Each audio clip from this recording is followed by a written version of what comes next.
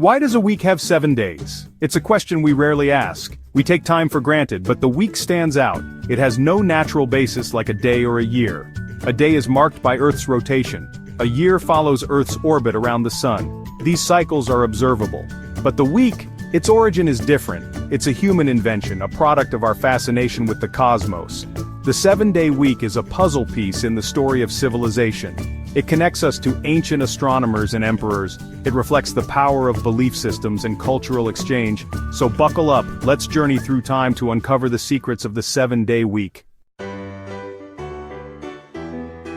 Humans have always sought to understand time. Our ancestors observed the natural world.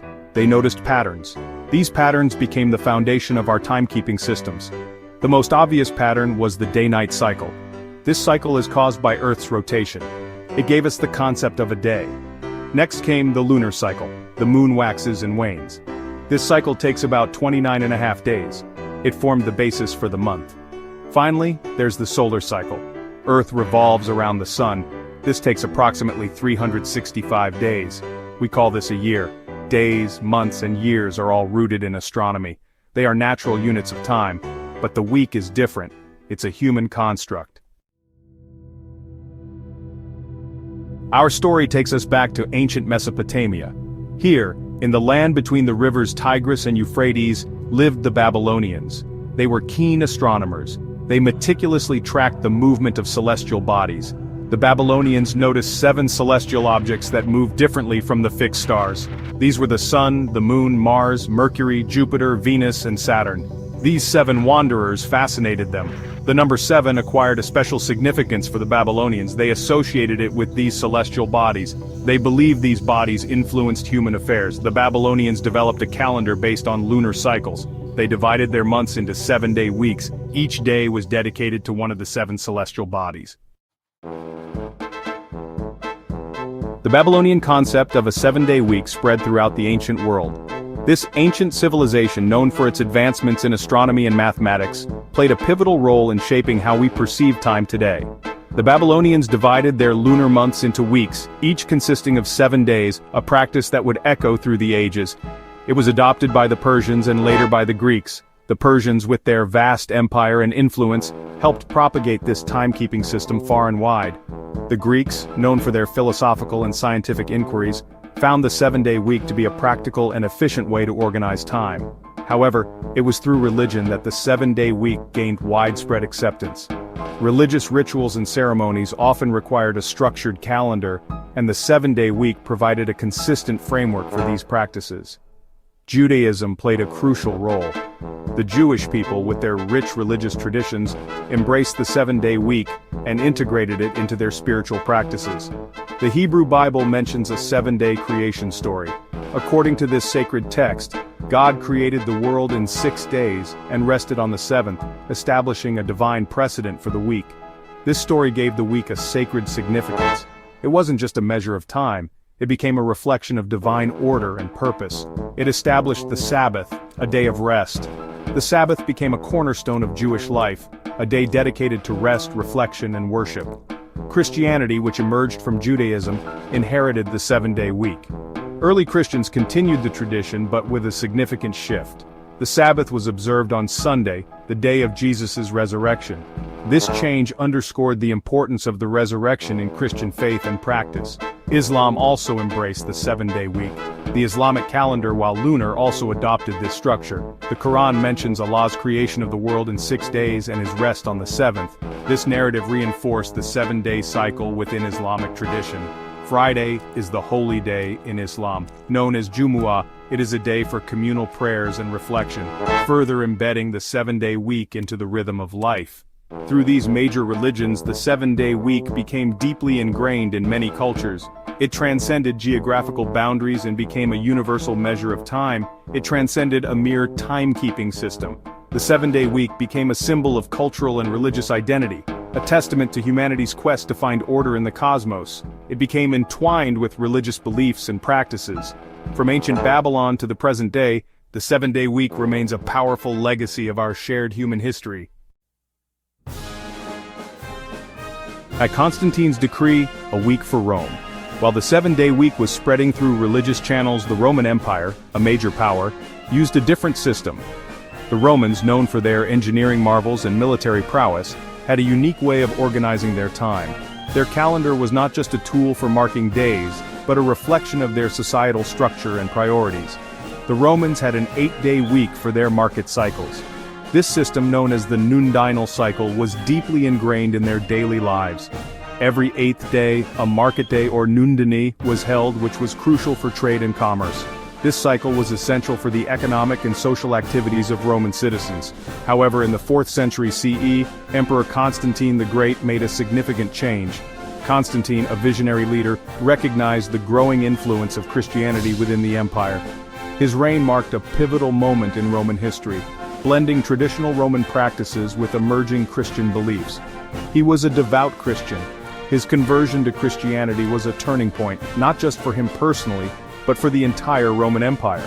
Constantine's faith influenced many of his policies and decisions, including the restructuring of the Roman calendar. In 321 CE, he issued an edict that made Sunday a public holiday. This decree was revolutionary, as it aligned the Roman calendar with the Christian practice of observing Sunday as a day of rest and worship. It was a bold move that reflected Constantine's commitment to his faith. This was a turning point. The edict not only honored the Christian tradition but also unified the empire under a common weekly structure. It marked the beginning of the end for the 8-day nundinal cycle, gradually phasing it out in favor of the 7-day week. Constantine's decree aligned the Roman calendar with Christian practice. This alignment was more than a mere administrative change. It was a cultural shift that had far-reaching implications. It helped to integrate Christian customs into the daily lives of Roman citizens, fostering a sense of unity and shared identity. It gave official recognition to the 7-day week.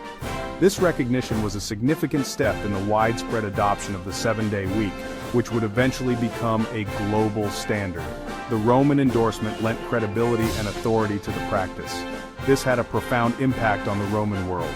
The shift to a 7-day week influenced various aspects of Roman life, from religious observances to market activities. It also facilitated the spread of Christianity, as the new weekly structure supported the Christian rhythm of worship and rest.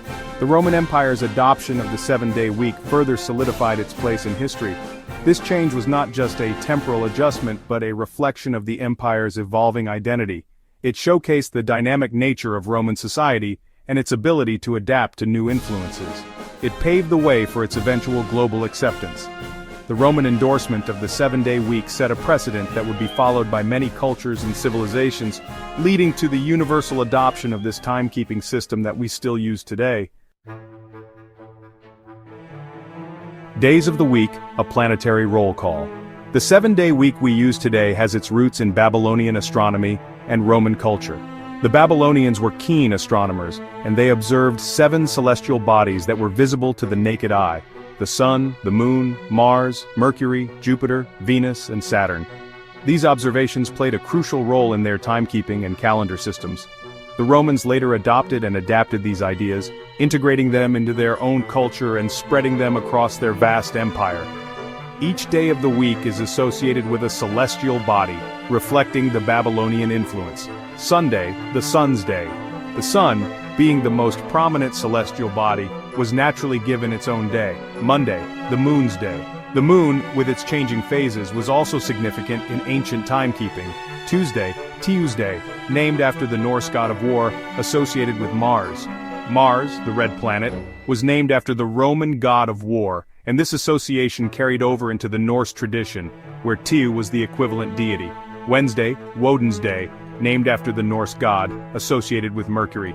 Mercury, the swift messenger of the gods, was linked to Woden, who was also a god of communication and travel. Thursday, Thor's Day, named after the Norse god of thunder, associated with Jupiter. Jupiter, the largest planet, was named after the king of the Roman gods, and Thor, with his mighty hammer, was a fitting counterpart in Norse mythology. Friday, Frigg's Day, named after the Norse goddess of love, associated with Venus. Venus, the brightest planet, was named after the Roman goddess of love and beauty, and Frigg was her Norse equivalent. Saturday, Saturn's Day. Saturn, the farthest planet visible to the naked eye, was named after the Roman god of agriculture and time.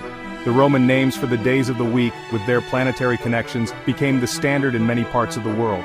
This system was so influential that it persisted through the ages, even as empires rose and fell. They are a testament to the enduring legacy of both Babylonian and Roman civilizations.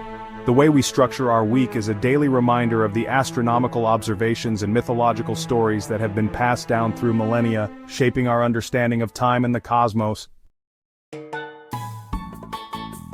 The world's time, a tapestry of tradition.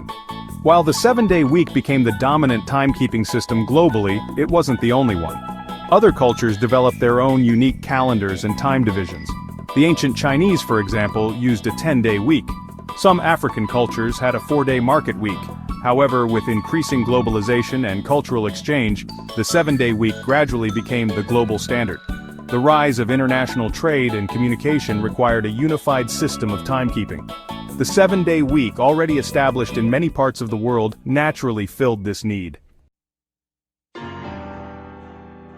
The 7 Effect, a psychological perspective. Why has the 7-day week endured for millennia?